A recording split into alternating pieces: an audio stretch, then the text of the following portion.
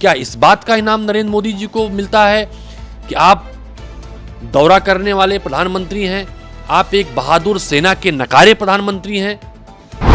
Bharatiya Janata party की सरकार ने 10 वर्ष तक देश की जनता के साथ छल किया, धोखा दिया, झूठ परोसा।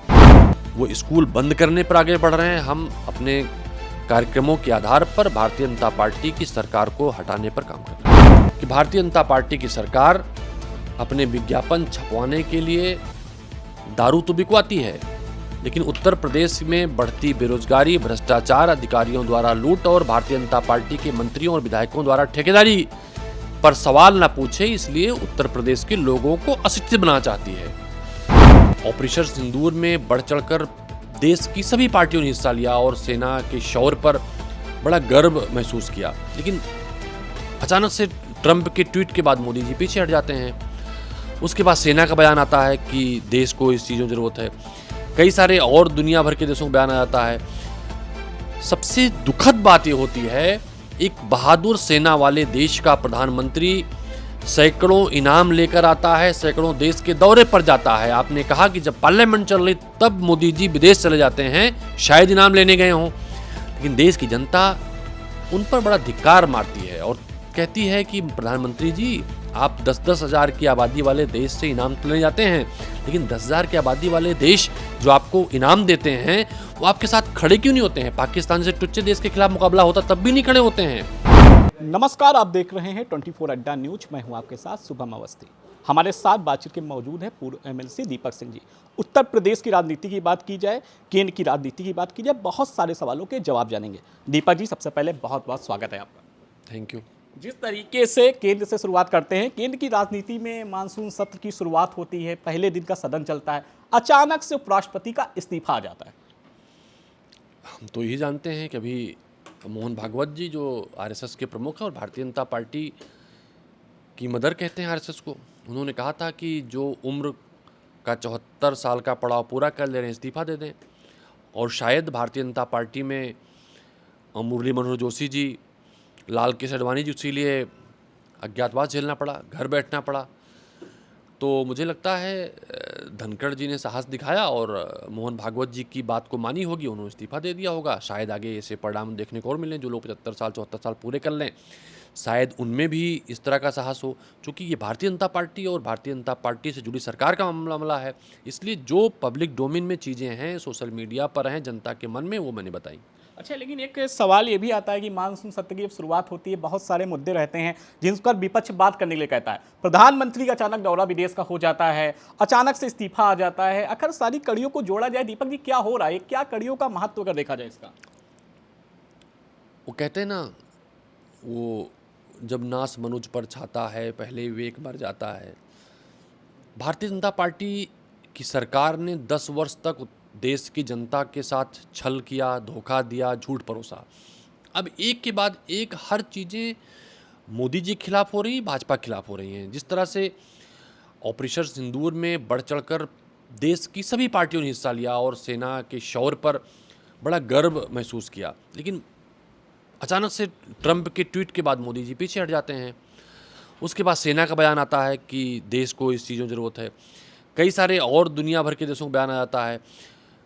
सबसे दुखद बात ये होती है, एक बहादुर सेना वाले देश का प्रधानमंत्री सैकड़ों इनाम लेकर आता है, सैकड़ों देश के दौरे पर जाता है। आपने कहा कि जब पार्लियामेंट चल रही तब मोदी जी विदेश चले जाते हैं, शायद इनाम लेने गए हों, लेकिन देश की जनता उन पर बड़ा धिक्कार मारती है और कहती है कि प्रधानमंत्री जी, आप 10-10 हज़ार की आबादी वाले देश से इनाम तो लेने जाते हैं, लेकिन 10 हज़ार की आबादी वाले देश जो आपको इनाम देते हैं वो आपके साथ खड़े क्यों नहीं होते हैं? पाकिस्तान से टुच्चे देश के खिलाफ मुकाबला होता तब भी नहीं खड़े होते हैं। तो किस बात का इनाम? क्या इस बात का इनाम नरेंद्र मोदी जी को मिलता है कि आप दौरा करने वाले प्रधानमंत्री हैं, आप एक बहादुर सेना के नकारे प्रधानमंत्री हैं? जनता के सामने बताना चाहिए। और शायद पार्लियामेंट में इस बार उस टी शर्ट वाले बहादुर नेता के सामने रंग बिरंगे करोड़ों के सूट पहनने वाले, मेकअप के माध्यम से प्रॉम्प्टम पर भाषण देने वाले मोदी जी को जवाब देना ही पड़ेगा। अच्छा, एक बात, 2024 का लोकसभा चुनाव होता है, आप लोग कांग्रेस की पार्टी की तरफ से बहुत मेहनत करते हैं, अमेठी जीतते हैं, रायबरेली जीतते हैं, 6 सीटें जीतते हैं। कुछ ऐसी सीटें जीतने इस पे ऐतिहासिक जीत भी दर्ज होती है। राहुल गांधी रायबरेली से सांसद हैं। सर, ऐसे क्या मुद्दे हैं जिन मुद्दों को लेकर उत्तर प्रदेश में आप काम कर रहे हैं अभी? देखिए, उत्तर प्रदेश में कांग्रेस पार्टी ने संगठन पर पहले दृष्टि में काम किया। मुद्दे हमारे जो पार्लियामेंट में थे, हमारे मुद्दे आज भी वही हैं। हम चाहते हैं जो आर्थिक रूप से पिछड़े हैं, जो गरीब हैं, जो बेरोज़गार हैं, इस उम्मीद के साथ आए थे कि सरकारें बनेगी, रोज़गार देंगी, नहीं दे पाए तो मुद्दों पे आगे बढ़ेंगे। हम बिजली कम करने की बात करते हैं, भाजपा की भी सरकार बिजली बेचने की तैयारी करती है। हम महंगाई घटाने की बात करते हैं तो ये नारा देते हैं कि 100 रुपये पेट्रोल कर देते हैं। तो हमारे मुद्दे वही हैं। हम संगठन को प्राथमिकता दे रहे हैं और संगठन के सृजन पर काम कर रहे हैं।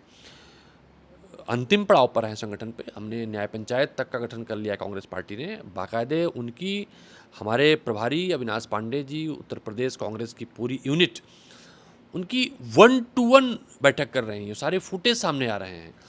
तो कांग्रेस पार्टी संगठन पर काम कर रही है और संगठन के आधार पर ही हम भारतीय जनता पार्टी को, उनके झूठ को, उनकी लूट को और वादा खिलाफी को जनता के बीच में ले जाएंगे, अपने मुद्दों के साथ जाएंगे। कांग्रेस पार्टी एक कॉमन प्रोग्राम बनाकर जाएगी और कांग्रेस पार्टी 27 का चुनाव जीत कर आएगी। सर, आप देख रहे होंगे उत्तर प्रदेश की बात की जाए तो सरकारी स्कूलों को मर्जर किया जा रहा है। लगातार खबरें आ रही हैं कि स्कूलों को बंद किया जा रहा है, मधुशालाएं बढ़ाई जा रही हैं। सर, आपकी पार्टी ने शुरुआत की थी, अब क्या करने वाले सर ऐसा आप लोग हैं उत्तर प्रदेश में, ताकि सरकार को इन मुद्दों पर ध्यान जाए, अपने फैसलों को एक बार विचार करे सरकार? सर, हम जनता से बता रहे हैं कि भारतीय जनता पार्टी की सरकार अपने विज्ञापन छपवाने के लिए दारू तो बिकवाती है, लेकिन उत्तर प्रदेश में बढ़ती बेरोजगारी, भ्रष्टाचार, अधिकारियों द्वारा लूट और भारतीय जनता पार्टी के मंत्रियों और विधायकों द्वारा ठेकेदारी पर सवाल न पूछे, इसलिए उत्तर प्रदेश के लोगों को अशिक्षित बनाना चाहती है। तो इन्होंने स्कूल बंद किए हैं। भारतीय जनता पार्टी की दुकान बंद करेंगे 2027 उत्तर प्रदेश में। वो स्कूल बंद करने पर आगे बढ़ रहे हैं। हम अपने कार्यक्रमों के आधार पर भारतीय जनता पार्टी की सरकार को हटाने पर काम कर रहे हैं। अच्छा सर, आपको क्या लगता है उत्तर प्रदेश का जिस तरीके से आप लोगों ने लोकसभा चुनाव मिलकर लड़ा, 27 का चुनाव भी सर आप लोग मिलकर ही लड़ रहे हैं? सर, दोनों पार्टियां ये बात कह रही हैं। इस बात को कांग्रेस ने भी कहा है, समाजवादी पार्टी ने भी कहा है। हमारा पीछे गठबंधन रहा है, तो हम इस उम्मीद से ही आगे बढ़ेंगे कि हम मिलकर लड़ेंगे। कांग्रेस पार्टी जहाँ पर मिलकर लड़ना है होगा वहाँ पर भी, जहाँ मिलकर नहीं लड़ना होगा वहाँ पर भी तैयारी पूरी तरह से कर रही है कि हम अगर गठबंधन में जाएं तो दोनों दलों को उसका भरपूर फ़ायदा मिले। कांग्रेस पार्टी इस पर काम करे और मान के चल रही है। सर, आपको क्या लग रहा है उत्तर प्रदेश की जो मूलभूत समस्याएं हैं, आप लोग ज़मीनी स्तर पे काम करते हैं, अमेठी सीट में जिस तरीके से आपने कांग्रेस पार्टी के लिए मेहनत की, किसी से छिपा हुआ नहीं है। सर, आपको क्या लग रहा है इस बार जो विधानसभा चुनाव होगा, कांग्रेस के कितने विधायक ऐसे हैं जो विधानसभा में जाएंगे, उन बातों को रखेंगे जिन बातों पर बात होनी चाहिए? सर,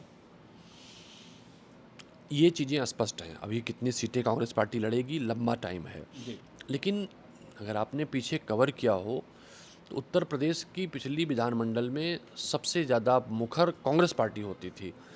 सबसे ज़्यादा सवाल कांग्रेस पार्टी ने खड़े किए।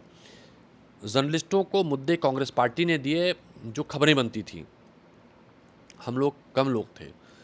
आने वाले टाइम पर हम इतने लोग होंगे कि सरकार के माध्यम से उत्तर प्रदेश के लिए जन कल्याणकारी काम करेंगे, चूँकि तब कांग्रेस पार्टी 27 के बाद सरकार में होगी।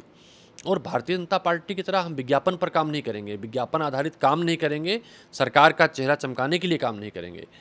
इसलिए कांग्रेस पार्टी उस दिशा में आगे बढ़ रही है और भारतीय जनता पार्टी की नाकामियों को, भारतीय जनता पार्टी की असफलताओं को, भारतीय जनता पार्टी की लूट जो तहसील से लेकर ब्लॉक से लेकर थानों तक उत्तर प्रदेश की जनता को लूटा जा रहा है, उनको जनता तक पहुंचा रही है। सर, आप जब सदन में गए थे तो आपका एक मामला आता है कि आप सबसे ज़्यादा सवाल पूछते थे। सर, आजकल समय आप देख रहे होंगे, विधानसभा हो गई रहे, सदन की बात हो या लोकसभा की बात हो, सर सवालों को क्यों नहीं वहाँ नेता पूछ रहे हैं? सर, क्या कारण मानते हैं, क्या ऐसा है? सर, देखिए, हम ये मानते हैं कि ये सवाल अब हमसे बेहतर होगा जनता से पूछें, जनता के बीच में जाकर कहें कि जो उनके प्रतिनिधि चुन कर आते हैं, जो पहले मोटरसाइकिल से चल कर आते हैं, वो लखनऊ से फॉर्चूनर या बड़ी गाड़ी से लौटना चाहते हैं, क्योंकि वो फिर विधायक नहीं रहते। विधायक का मतलब होता है विधायिका को निर्माण करने वाला, कानून को बनाने वाला, उत्तर प्रदेश की व्यवस्था को संचालित करने वाला।